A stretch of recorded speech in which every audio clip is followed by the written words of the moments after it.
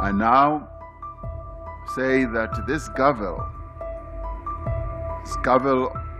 of this G20 summit formally closes this summit and now moves on to the next president of the G20, which is the United States, where we shall see each other again next year.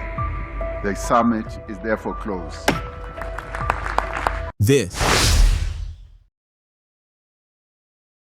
U.S. just declared economic war on South Africa. G20 boycott explained. November 2025. The world's most powerful nations gather in Johannesburg for the G20 summit, the first ever held on African soil. But one seat remains empty. The United States of America just boycotted South Africa's biggest diplomatic moment in history. And this isn't just about politics. This is about money, power, and a trade war that could reshape Africa's economic future. Here's what doesn't make sense. The U.S. has never missed a G20 summit since it started in 2008. Not during wars, not during pandemics, not even during government shutdowns. So why now? Why South Africa? And why is Trump willing to risk billions in trade relationships to make this statement? The answer involves 4 explosive issues that nobody's talking about. Issue number 1. South Africa took Israel to the International Court of Justice. In January 2024, South Africa accused Israel of genocide in Gaza, becoming the first nation to formally challenge Israel's military actions in international court. Trump's administration? They called it meritless and counterproductive, but South Africa didn't stop there. In November 2024, they issued an arrest warrant for Benjamin Netanyahu if he ever steps foot on South African soil. For Trump's administration, this wasn't just a diplomatic disagreement. This was a direct attack on America's closest Middle East ally. The message from Washington was clear. You can't prosecute our allies and expect us to show up to your party. Issue number 2. South Africa is a founding member of BRICS: Brazil, Russia, India, China, South Africa. And BRICS isn't just a trade bloc anymore. They're actively working to end the dollar's dominance in global trade. In 2024, BRICS nations conducted $260 billion in trade using their own currencies, bypassing the US dollar completely. Russia and China are leading this charge, and South Africa? They're right there with them. For America, this is existential. The dollar's global dominance is the foundation of U.S. economic power. It's how America finances its military, controls global trade, and maintains superpower status. And Trump sees South Africa's BRICS membership as economic treason against the West. But here's where it gets personal. 3. AGOA, the African Growth and Opportunity Act, just expired on September 30th, 2025. This was South Africa's golden ticket to the American market. 0 tariffs, 0 quotas, direct access to 330 million American consumers.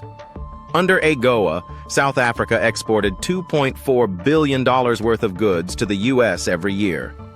These exports supported over 300,000 South African jobs. But when AGOA expired, Trump didn't rush to renew it.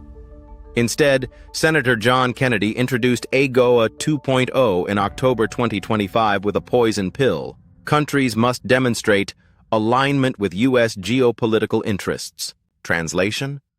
Stop supporting Palestine. Stop working with China and Russia. Stop challenging U.S. power or lose access to our market. South Africa refused. And now, those 300,000 jobs? They're hanging by a thread. The automotive sector is facing collapse.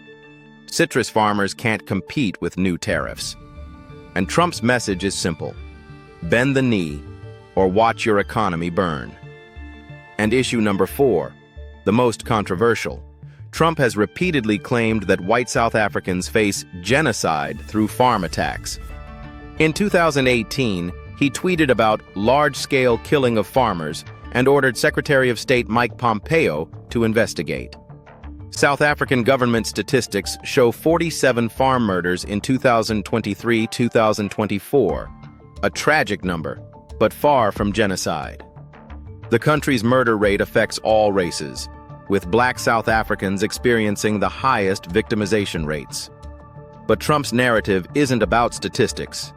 It's about ideology. His base sees South Africa's Black-led government as anti-white, and the G20 boycott sends a clear message. We don't legitimize governments we consider hostile to Western interests. This isn't just diplomacy.